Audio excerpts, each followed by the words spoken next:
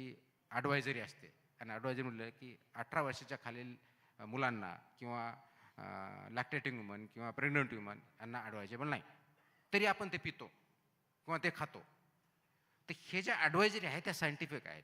याच्यात की मला आज वाटलं, आज रात्रीतून मला काहीतरी स्वप्न पडलं, उद्या सकाळी लावलं, असा काही प्रकार होत नाही. त्या सायंटिफिक कमिटीच्या आधारे विचारविनिमय करून त्याला काहीतरी सायन्स बेस्ड स्टँडर्ड्स फूडमध्ये आणलेले आहेत ते. तर हे जर केलं तरच आपल्या फूड हॅबिट्स चेंज करणं जे चेंज होतील त्या बेटरमेंटसाठी होतील.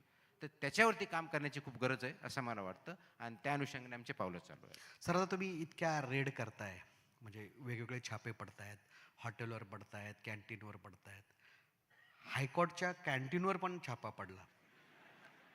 तर हायकोर्टचा जो कॅन्टीन चालक आहे तो कधी असं म्हणाला नाही का, एखादा कॉक्रोच निघाला तर काय होतं त्याच्यात?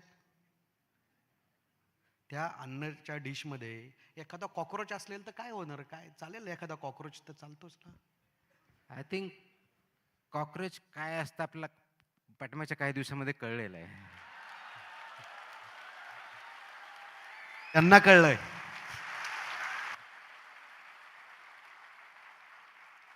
कारण कॉक्रोच असा आहे, त्याला कुठेही फेका तिथून तो जन्म घेतो लगेच.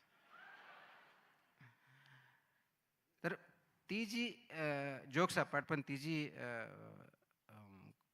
हायकोर्टाच्या कॅन्टीनवरती जे इन्स्पेक्शन झालं, it was as per the directive of the high court only. ही आदल्या दिवशी काही ते हिअरिंग झाली होती.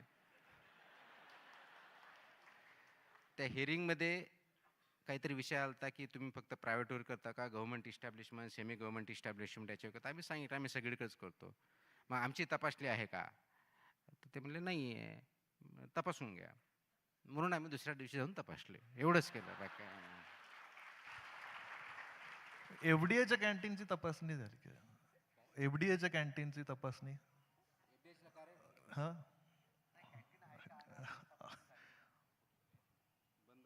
मूळ विषयावर बंद पडला. नाही, माझ्या कार्यालयात पण आहे, तिची पण तपासणी झालेली आहे. वा. अगोदर माझी स्वतःचीच केली आहे. नाही तुम्ही एक सुरुवात तर एक तर त्यांना असं विचारलं की तुम्ही काय काय बदल, म्हणजे आम्ही काहीच विकत नाही, फक्त चहाच देतो फक्त म्हणून.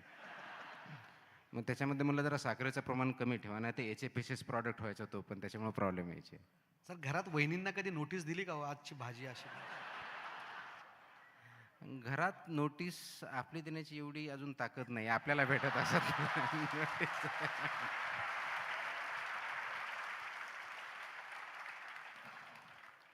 शेवटी पुरुष बरं वाटतं, पण आपल्याला आपलं वेगळं नाही. हा इथे इंटरव्ह्यू आपण का घ्यायचा, तर मनातल्या मनात मी स्वतःला सांगितलं होतं की त्या निमित्तानं काही संगत गुण लागला, प्रामाणिकपणाचा, चांगुलपणाचा.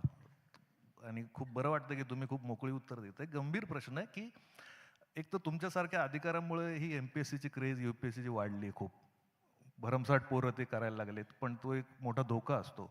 म्हणजे सरांच्या बाबतीत सर मेन्सला 2दा ती क्रॅक करता आली नाही त्यांना, पहिले 2 प्रयत्नात. BA ला राज्यशास्त्रात टॉपर असून MA ला B+ हुकलं होतं मला वाटतं. तुम्ही बराच माझ्यावरती अभ्यास करायला दिसतोय. हे आपल्याला सांगितलं पाहिजे ना एकमेकांना. म्हणजे आपल्या जरा